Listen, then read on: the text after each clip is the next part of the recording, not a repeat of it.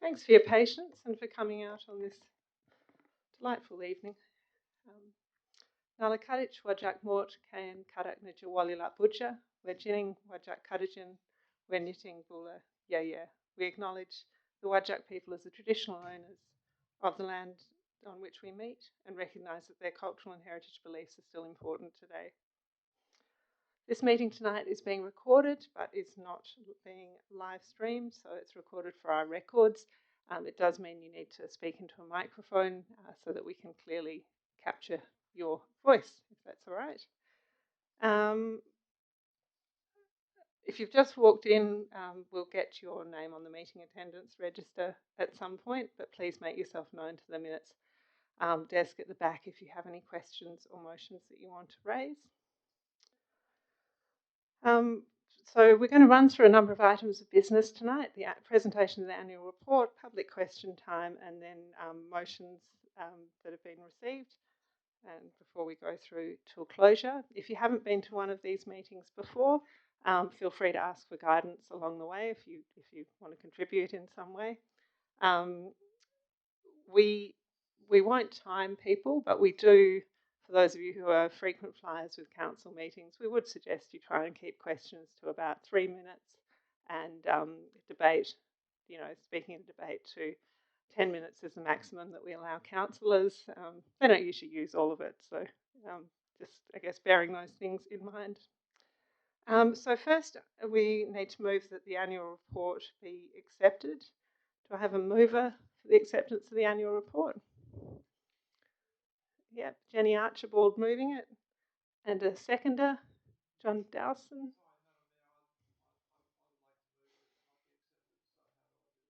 Yeah, I think that would have to be an alternative if it were lost.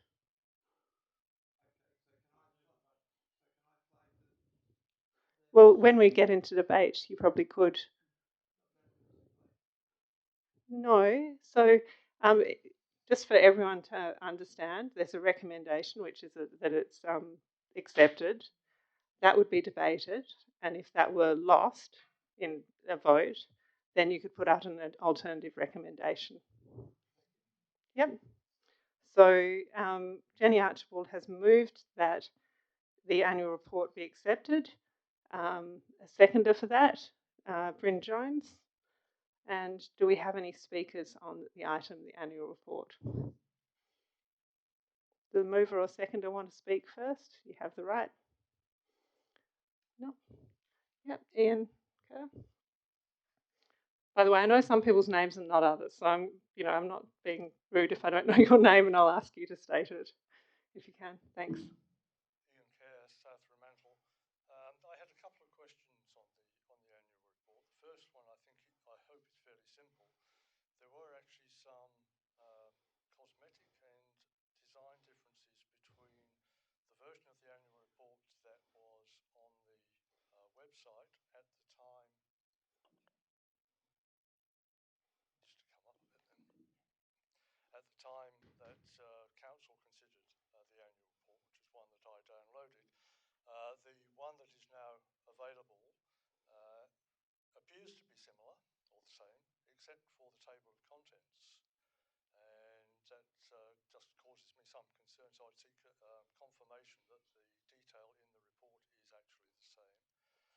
Secondly, I'm concerned that the annual report fails to make any mention of either the Swan River Crossings project post-August 2021, and in particular the extended silence there, and secondly the issues relating to the future of the CAT bus service, especially in light of the council meeting of the 23rd of March 2022. As you'll be aware, both of those projects are of great importance to the people and businesses of Fremantle, and indeed and the council and city should have been working further to further the community's interests, and I would have hoped reported on what had been done and achieved during the rest of the year that is being reported. Thank you. All right. I thank you for submitting those ahead of time as well, and I'll throw to the CEO to respond to them. Through the chair, thanks, Mayor. So the annual report, when adopted by council, I think at the April round of meetings, did have in there some context to some further editing through copywriting and format. So that has occurred, and that's why it is different to the one that was originally adopted. When it was originally adopted, it was mainly the words that were being adopted, not the format, if that makes sense. The Swan River crossing conversation, I guess that's a state government process, and we don't normally talk to the processes of other people. But council have, you're right, in June 21, I think it was October 22, made resolutions towards our input into that. That's correct. Would I be right in also noting that there was some item about the cat bus, I thought, in there? Swan River the crossings? cat bus was the other question. So the cat bus was an unresolved issue in that annual report, and that's why we haven't made any comment on it at this stage. You'll need to come to the mic. Sorry, every time we speak, we need to come to the mic so that the recording works. Can you confirm that both of those will be addressed in the following year's annual report, assuming that there is actually some activity?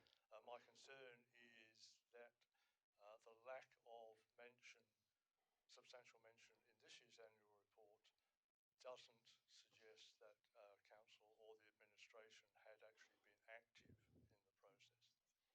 Yeah. Thank you, Mr. Kerr. Yeah. So as both of those items have been dealt with again in this financial year, then that's correct. Yeah.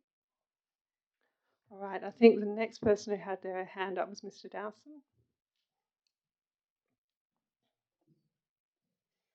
We'll just check that microphone is switched on if you can give it a tap. Thank you. Thank you, Madam Mayor. Is that clear? I think so. Thank you very much. Madam Mayor, I'm seeking that the annual report not be accepted. The Fremantle Society is here tonight with a substantial number of questions relating to the financial report, which we believe has misleading information in it, and also there are omissions. So given, and I obviously don't want to go through all the questions now because that would take too long, but I believe based on the concerns that we have, we do not feel that the annual report should be accepted in its current form. Thanks. Rea Fusick.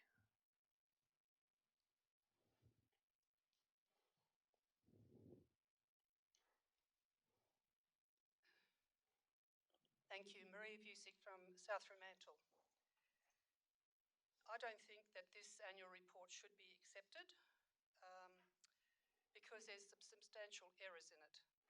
If we look at page 44, you refer to your operating and capital expenditure of 120 million, and yet when you have a look at your cash flow, which has been audited, it states it's 90 million.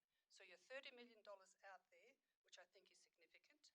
And on the same page 44, we refer to the rates being 53 million, and it should be 51, as stated in your cash flow statement, which was audited this year. Thank you. Thank you. Do we have any other speakers on the annual report?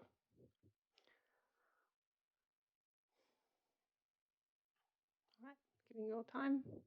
By the way, if you've just come in, it would be great if you could let the minutes desk up the back know your name and so that you can be registered as attending the meeting. Okay, so we will put that to a vote. It's a simple majority through a show of hands. All those in favour of adopting the annual report, please raise your hands. Yep, and against. And that's lost. And so do we have an alternative motion or an alternative recommendation? That's what we do, isn't it? Just checking. So we need some words if there is an alternative recommendation, or it can just be lost. Okay, cool. You need to come up to the microphone.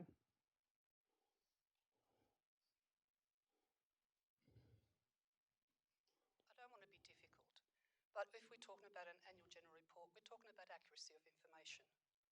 Now, what I've supplied here is significant. So I should imagine that the alternative motion is that you make these corrections. Okay, so do you want to put some words together for an alternative recommendation? Remembering, this is an opinion that you're putting forward. So people would need to consider what you're saying through written down motion. Okay.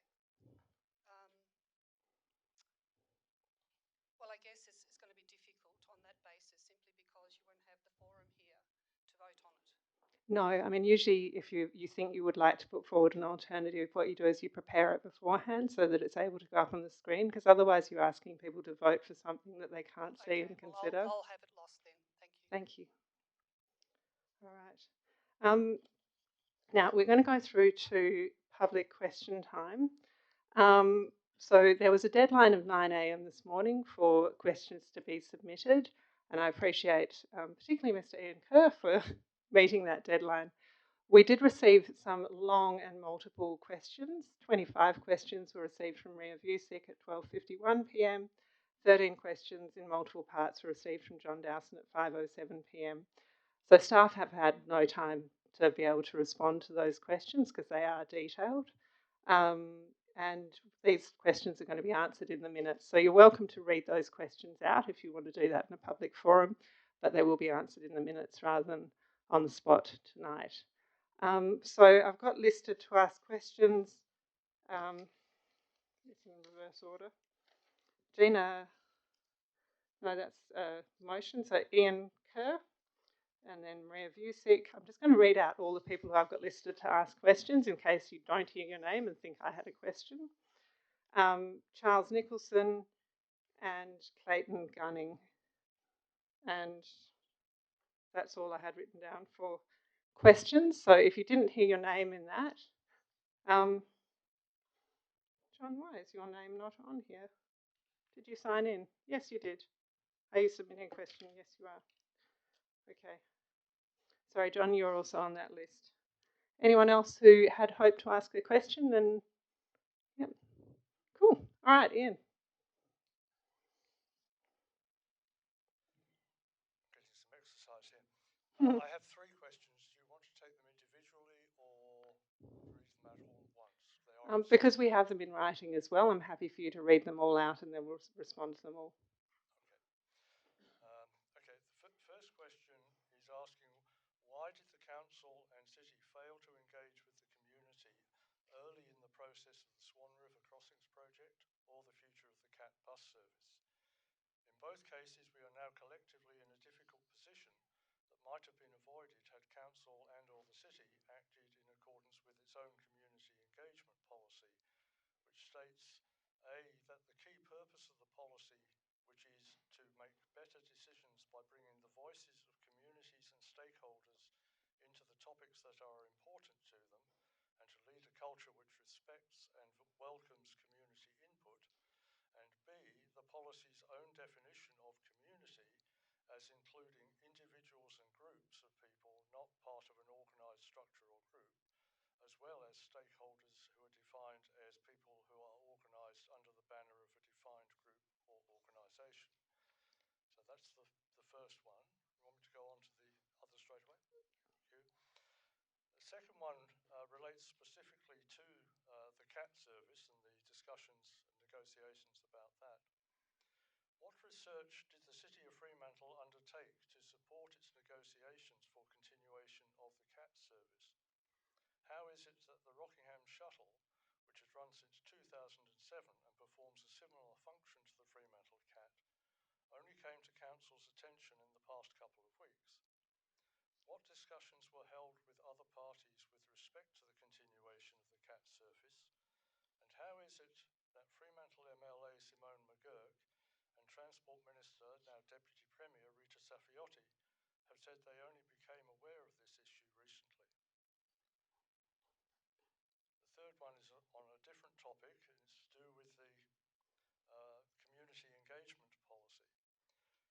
Will the Fremantle Council commit to applying its community engagement policy fully and transparently in the review of its community engagement policy that is due in March 2024? In particular, given that the very nature of the community engagement policy makes it, in terms of the policy, high impact and citywide, will the Council engage at all 4 levels identified in the policy for such issues, namely inform, consult, involve and collaborate? Thank Thank you. you. So I'll ask the CEO to respond to those.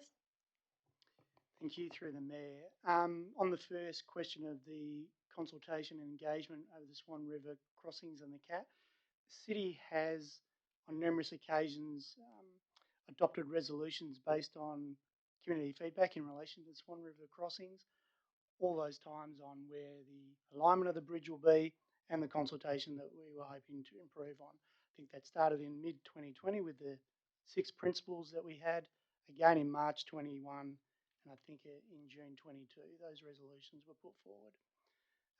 When it comes to the CAT bus, there have been numerous consultations with the South Fremantle Arts Centre precincts in CAT bus conversations, and there have been a range of reports go through the council process, of course. The most recent one, obviously, in the operation, which has been reported through council since 2020, right through to last month. And during that process, there were all sorts of things discussed. Some of the patronage conversations, some of the pricing points, some of the contributions to payment of it, and most recently the 30% rise in costs. In relation to the question on what research has been done to undertake support for negotiations, so again, the city has provided reports back in 2020, 21 and 22, and most recently in 23 on the operation of the CAT. Unfortunately, the service itself does not provide data, so through the PTA operation, we're not aware of who uses it and why. We do have some numbers that come through, but not in the last few years. The city did gather some data through the COVID period, but that was subject to the provision already being reduced. And that conversation was put through the council report in March 22. In relation to the Rockingham Shuttle, our opinion of the Rockingham Shuttle is it's a totally different service and isn't similar to the CAT service at all, as it's fully funded by PTA. The city has held conversations with various stakeholders, from Notre Dame to other state government agencies like the Maritime Museum, Fishing Boat Harbour, and even our destination working group. No commitments to funding were provided by those groups in various conversations. And when it comes to the knowledge of the local member and the minister in relation to council's decision, I can advise that briefing notes are provided to both those prior to the report being finalised and put to council. And it's probably a question you need to put to either of those parties. Thank you. Maria Vusic.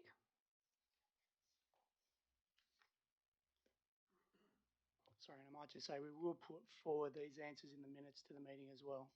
Yep. Thank you. I'm not going to go through all of the questions because admittingly there are quite a few.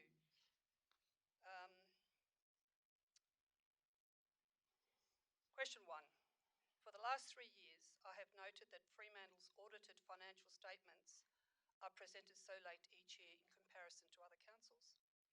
For example, the City of Fremantle FY22 audited financial statements are dated the 5th of April 2023, whereas the completion date for neighbouring councils of Coburn is the 9th of December 22 and East Fremantle 23rd of November 22. Question: are the City of Fremantle finance staff resources adequate to deal with the time and process requirements to finalise audited financial statements by the 31st of December each year? What are the reasons for the extra payment of $100,000 to our auditors? The City of Rockingham practices accrual accounting across all financials on a monthly basis. Why does the City of Fremantle not practice monthly accrual accounting and recording of monthly cash inflows and outflows? Question 2. I refer to page 10 of the annual report, which refers to only the construction cost of $47.9 million for the Civic Centre.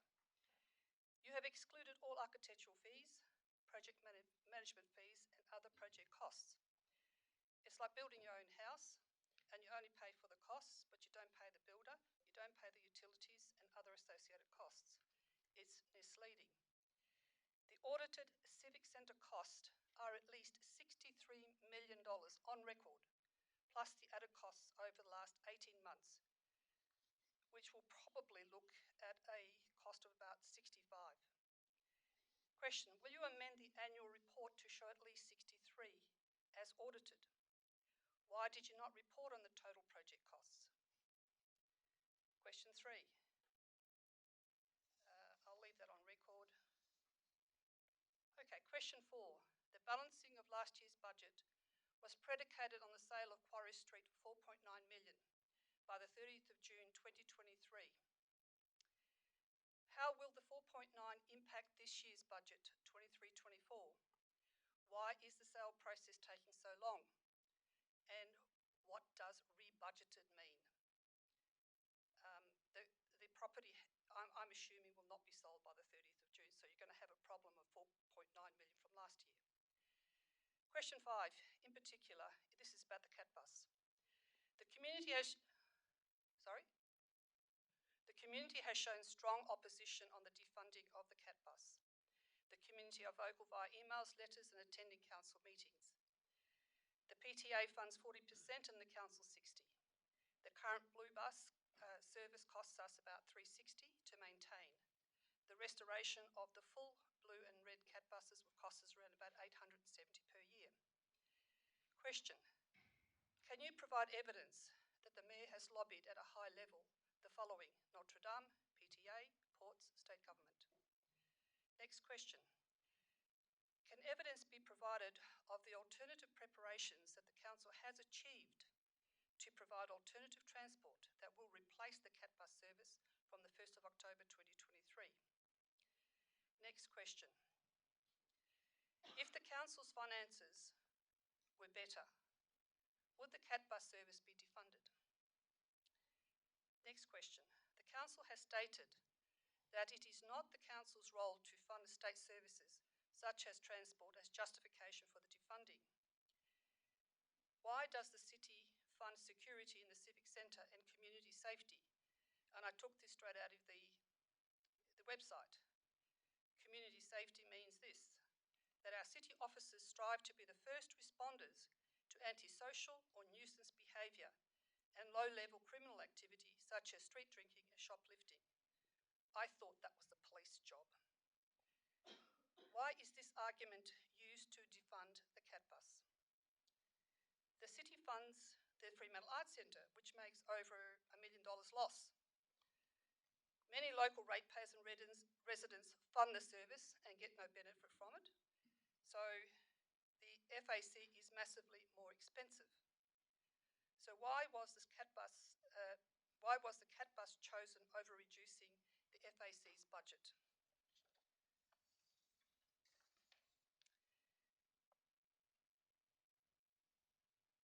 Question 6. The leasing of the Fremantle markets has not gone out to tender in the last 50 years, if ever. The current operators, the Murdochs, have enjoyed, one could conclude, a monopoly. It is on public record that the City wants to renew the current operator's lease via a business plan process. 2 separate proposals were presented to the City via email, unsolicited. These proposals indicate an appetite for the business community to participate in a tender process. The City has a substantial proposal from GTL Enterprises from 2022. One was revised and presented to the OCM on the 24th of May. The proposal was significantly better than the current proposal from the operator. The other proposal via email was from Warren Thomas, a long-standing stallholder, whose not-for-profit proposal had merit. Question: what are the justifications for not including GTL Enterprises and Warren Thomas proposals? The Mayor has stated that the Murdochs own the Fremantle Market's name and the 150 operators, when clearly the lease states otherwise. Question: why did the Mayor provide misinformation to the public? And 2, why did not the CEO correct the Mayor on her misinformation, given that he is the primary negotiator with FMPL and was involved in drafting the original 2008 lease? Okay, that's it from me. I'll leave the rest on notice. Thank you. Thanks. I'm going to go to the Director of City Business in a moment to see if any of the ones in relation to the audit and the annual report he feels he can answer now. In relation to the last statement, you would recall at the last council meeting I clarified that I had been corrected actually by the Director of City Business on the ownership of the name Fremantle Markets, and I made that as a public statement during the debate. Director City Business, did you want to respond to any of that? Yeah, thank you through the chair. Yeah, I can pick out a few to answer right now. With regard to I guess the timing of the audit and the financial statements, a large number of LGAs in WA remained unaudited at the time that ours were completed this year. Having said that, we are putting measures in place this year to improve the timeliness of those reports. And we have already set out a plan with the contracted agent of the OAG to improve the timeframes this year. So we acknowledge that we do want to improve some of the timeliness around those reports. The extra payment in regard to the OAG, we did ask the same question of the OAG. They have increased their fees for conducting the audit.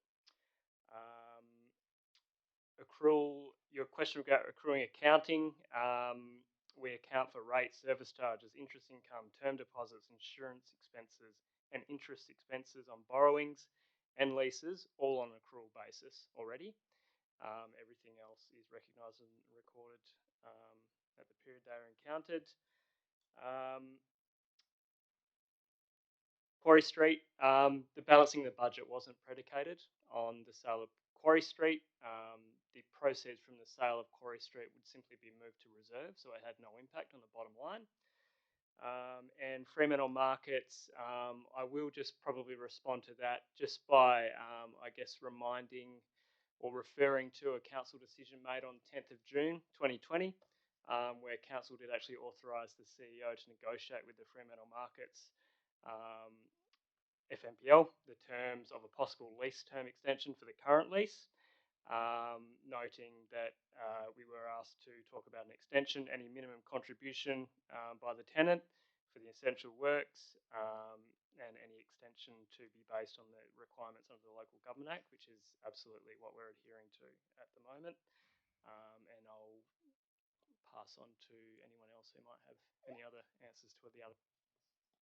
I think the rest of those can probably be answered in the minutes. Charles Nicholson.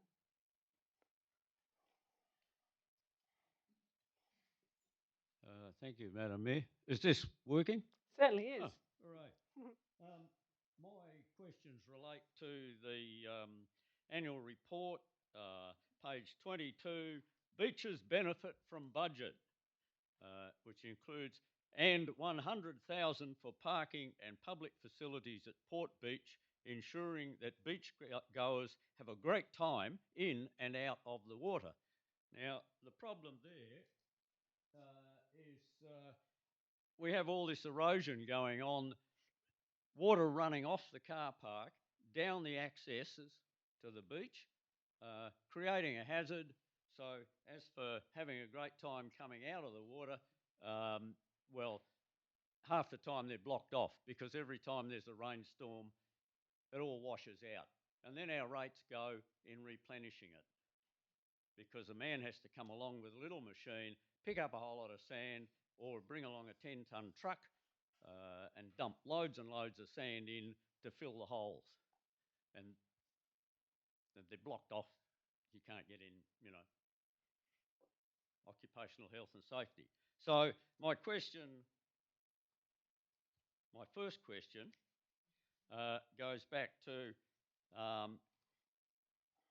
the fact that I've been banging on about this for 2 years and haven't had any resolution and have had no response to all the emails I've sent, or no effective response. So I've brought them along tonight, some of them, and I'm going to table them, and I hope they precipitate some action. And they're full of lovely pictures of all the damage that's being done down there. And I particularly like the one from today's photographs down there, which is the sign on the northern side, which is standing up, and then on the 29th of May, and on the 6th of June, it's fallen over again. I've got a sequence of these going back for 3 years of that sign falling over because it gets eroded out and then being put back again. And every time, my rates and your rates are going into that happening. Now,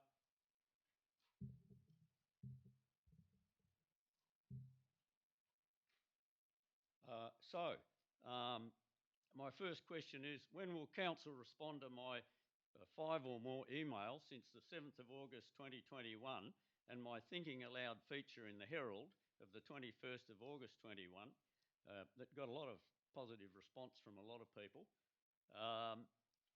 requesting that Council fix the Port Beach car park drainage that scours the sand access paths that cost our rates to restore after every heavy rain. I'm sure somebody saw this. There you go. The bit out of the Herald. So the second question is, does Council employ a coastal engineer? You used to, disappeared, never heard of anything to do with a replacement. That might be able to be answered right now. Yeah, if you go through all your questions, and we'll do our best to answer them because we got them in writing as well. So thank you. And the third question is, who supervises? In other words, under what department comes the supervising the contractor who seems to operate at random and digs stuff out from behind the dunes, dumps it into the hole that the car park washes out, that then gets washed out again, that then has to dig out more to do the same. So who's supervising all that? Because clear absence of any understanding of coastal dune processes or water management or anything like that. All right. That's it. Cool. Well, we'll try and respond to them all together. I'm really sorry if I understood that Ryan Abbott, the manager, had met you on site. And if that didn't happen, I'm really sorry because that did come through to my office and I had seen that correspondence. So if that didn't happen, my apologies. Graham Tattersall, the Director of Infrastructure, will try and respond to those if you want to sit down, Charlie. I'll just make a point on the bit about Ryan that there seems to be some confusion because in the annual report it talks of in the functions activities that there's recreation and culture, which is to establish and effectively manage infrastructure and resources which will help the social well-being of the community, and that includes foreshore amenities. And then under transport, construction of roads, drainage maintenance. So somewhere along the line, there's a disconnect between the people who look after, car parks and drainage, and the people who are looking after the other, the natural assets. So it seems to bounce back and forwards, and nobody seems to falls in a black hole, just like our path. All right, I'll get the Director of Infrastructure to respond to that. Thanks, Graham. Thank you, through the chair. So yes, I'll start probably with the latter questions. The parks and reserves, natural areas teams tend to look after the beaches, the management of the beaches, and the capital projects that happen there. Noting we've had a number of capital projects along the coast over recent years, and we work with state government in respect to those, given the enormity of the challenge. Our parks team work with the engineers in respect to how they define and address capital and maintenance works together, so they do that in collaboration. And we also have a consultant engaged to provide specific advice in respect to some of the more complex issues. In respect to north of coast, the money that we have this year addresses some of the erosion issues to the south of coast and access to some of the access paths around the Surf Life Saving Club and the polar bears. The issue at the north part of coast and the car park area is quite complex. We have been looking at it with the engineers. It's about a level issue and the car park running, or the rainwater running back towards the ocean that's causing the issue. So they are looking at design solutions for that. But it is quite a large and complex issue. So it's not something we're not aware of and we're not trying to deal with. It's just, it takes time to address. Thanks. It's not not traditional. Do you think you could catch up with Mr. Tattersall after? My invitation for Hmm. somebody to come and have a walk along Yeah. there. I was under the impression that had happened, and I think we will definitely take that as an action. So thank you. Yeah, good. John Dowson.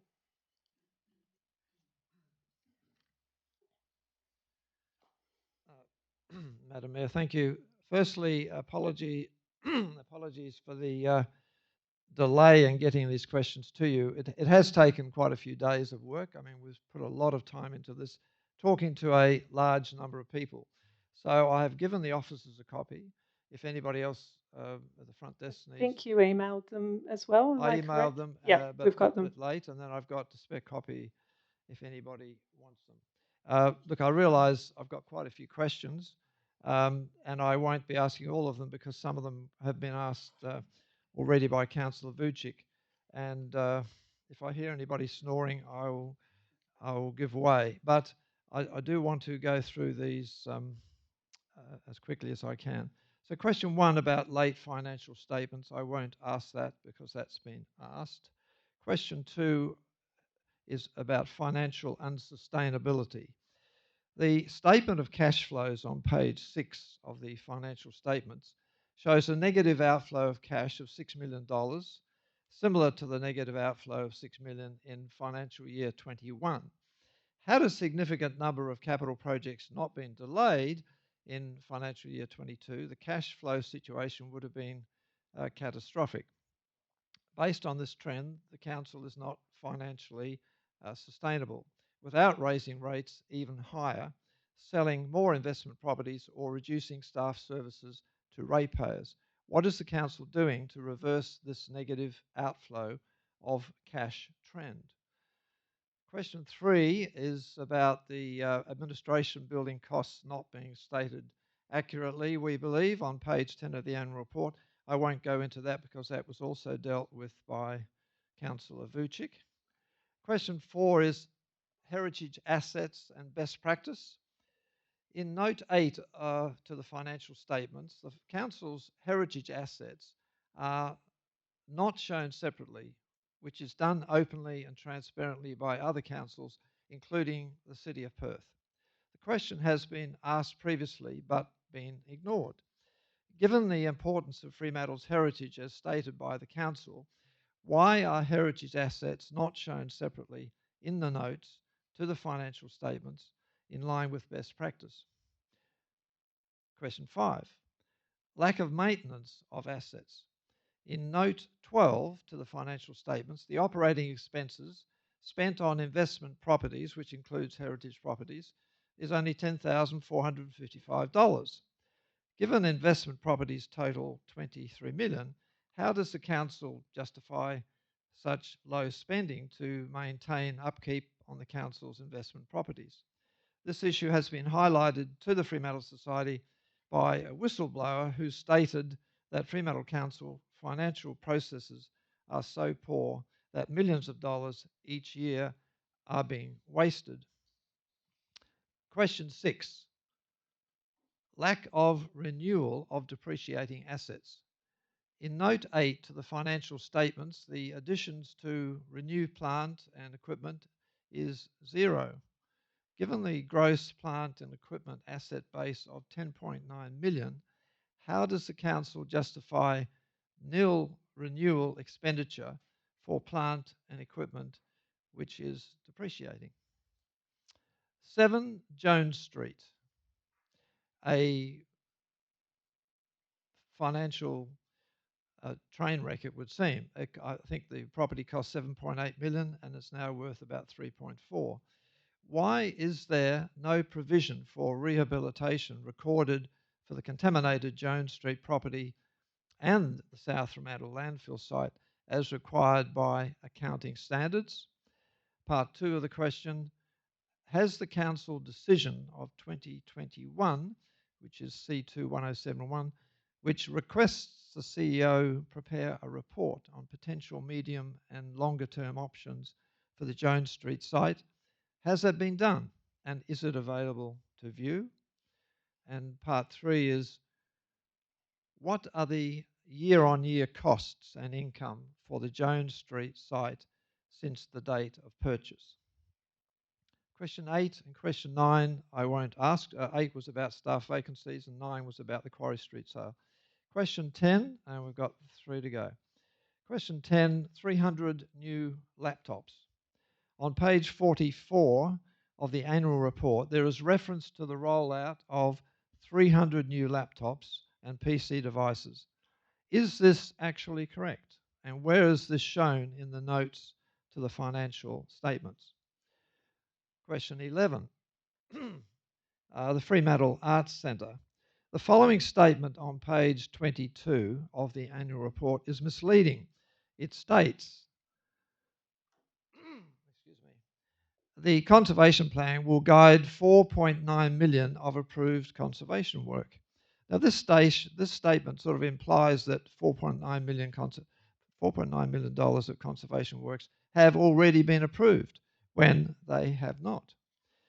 What was allocated was $770,000 for replacing the shingle roof with inappropriate tin sheets, damaging the heritage integrity of the place. 3 questions. A, will the misleading statement be corrected?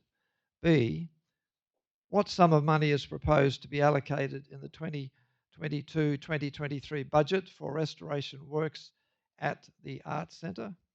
And C, what efforts have been made recently to progress a previous council's efforts to have the Arts Centre nationally heritage listed and ultimately World Heritage listed along with the Fremantle Prison? Sorry, 2 to go. Question 12, Local History Centre and Town Hall Interior. Fremantle used to have the best local history centre in Western Australia, and now it is a shadow of its former self. The magnificent Town Hall interior is badly neglected and unusable for many events. Yet, page 25 of the annual report promises, quote, a fresh chapter for service delivery and upgraded public facilities for the Fremantle community and an exciting new era for the city with the Civic Centre. 2 questions.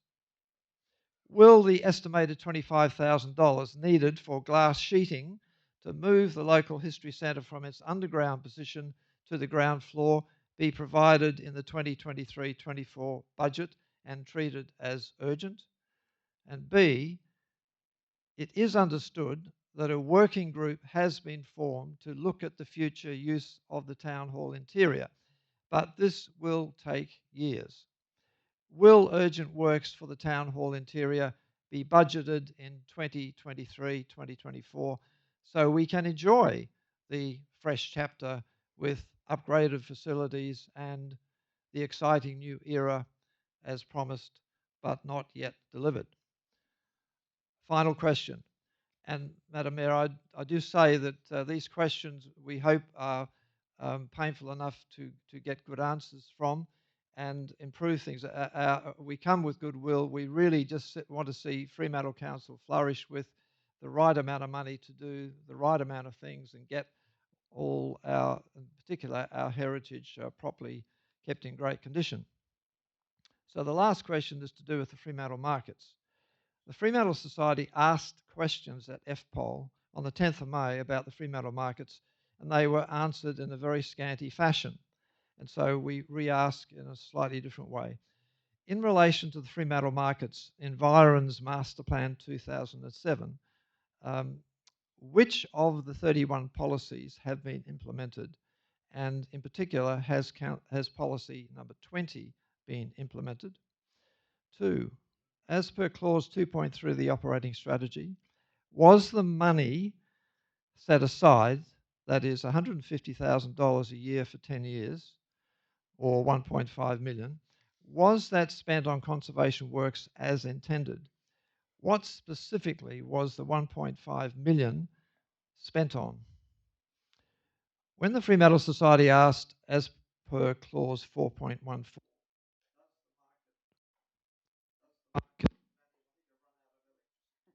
Jump over to this one. It's probably got a flat battery, so we might just jump over to that one if you don't mind. I know, it's so close. There we are. Change the batteries.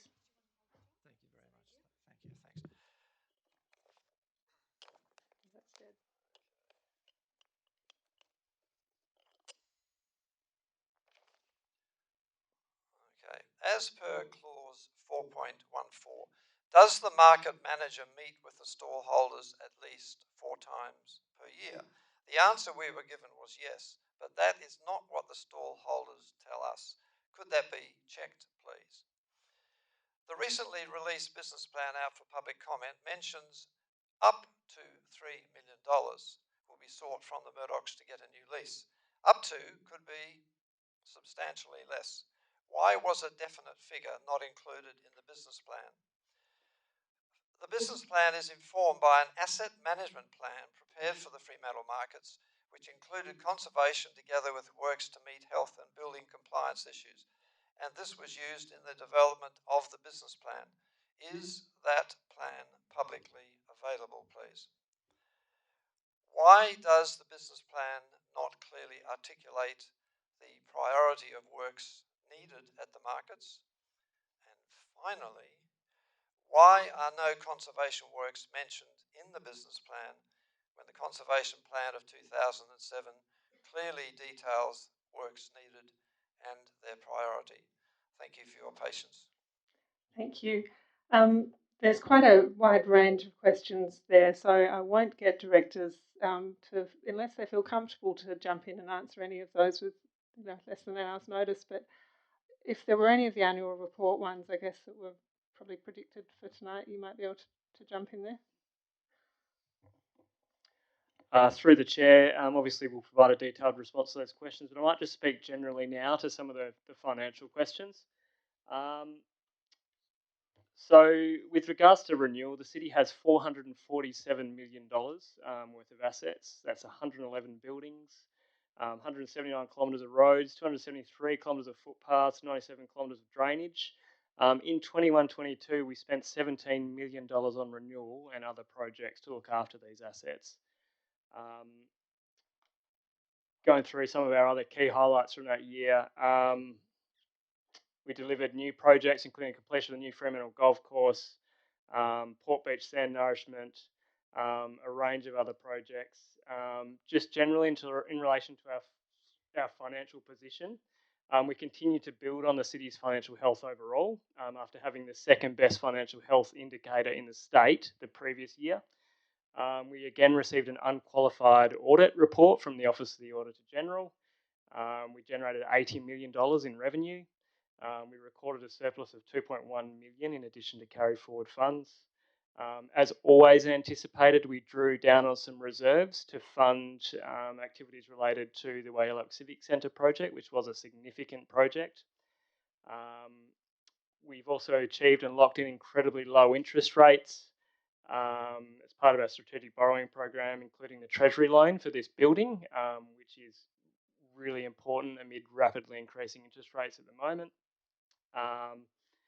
And we also secured the tenure of the former Dockers site to the value of $8 million. So we are comfortable we entered 21-22 in a strong financial position. Thank you, and we'll take the rest of those ones on notice. And the final question I have listed is Clayton Gunning. We'll find the microphone that works. I think it's the one that's having a lie down.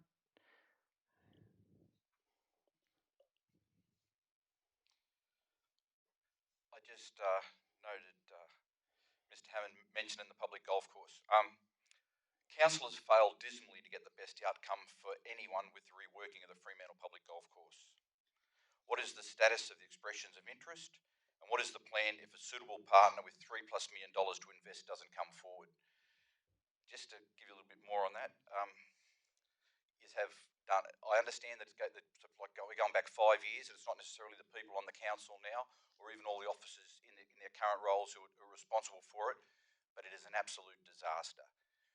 I spoke to people on council, anyone who would listen, and there are other people here who would know this is to be true. 5-6 years ago, where I tried getting, I said that the minimum standard we had to set was Point Walter. Fremantle Public Golf Course is not a patch on Point Walter. You can't even compare the two. We don't have the money to go forward and build, civics rooms for functions and amenities and all that kind of stuff. There's a small amount of money, a limited amount of money. Building costs are getting more expensive. Why don't we just build a proper little golf facility? that'll cater for the golf course, which was what was originally there, and improve the driving range, which is the main feature of the golf course. They're spending $3 million at Murdoch Pines. I know Roy Lewison did a great paper around that time where he was encouraging things like Goanna Golf before it was at Point Walter. We have failed at every measure. And now the relationship with Royal Fremantle isn't going forward. We're just going to be bringing in somebody else. I remember when that golf course went up for tender 20 years ago, and we didn't accept the best tender. We went for the one who promised to keep the green fees lowest for our pensioner players, which fair enough and it's admirable. But for 20 years, the golf course had poor returns. There were years where they got discounts on their rents that they couldn't meet in the early years. They were the wrong people to be accepted. I understand the reason why they were accepted, but they were still the wrong ones. So I'd like to know I'm really concerned what's happening with the public golf course. I think it's being neglected badly, and I'm hoping that it's not too late. Thanks, Clayton. I'll see if the Director of City Business can respond to some of that.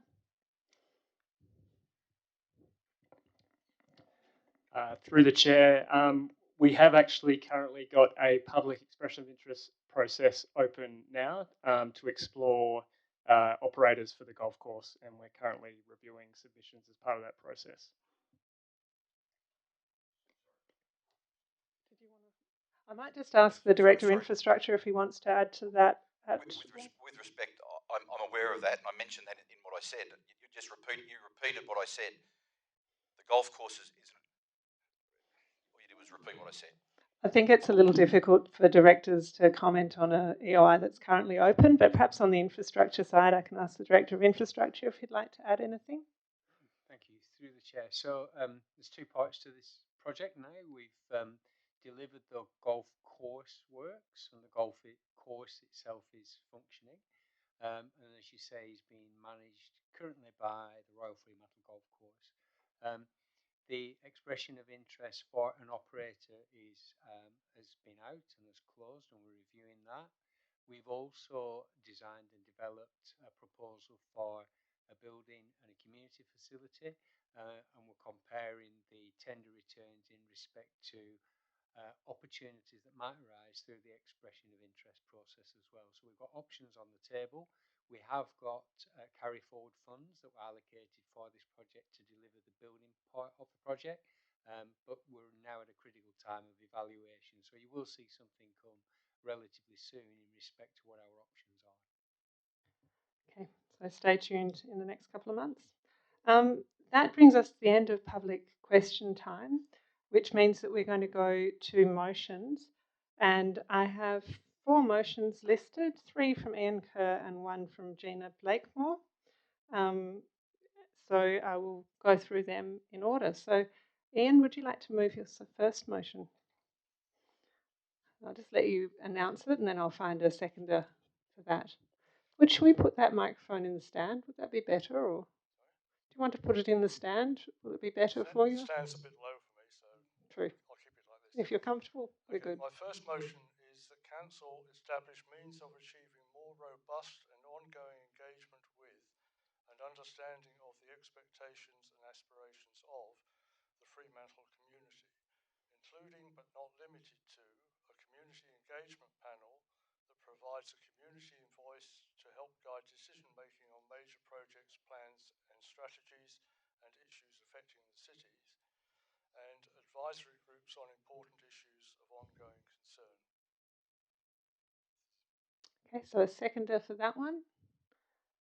Oh, lots of people. I sort of got I saw you first. Sorry. You. What was your name?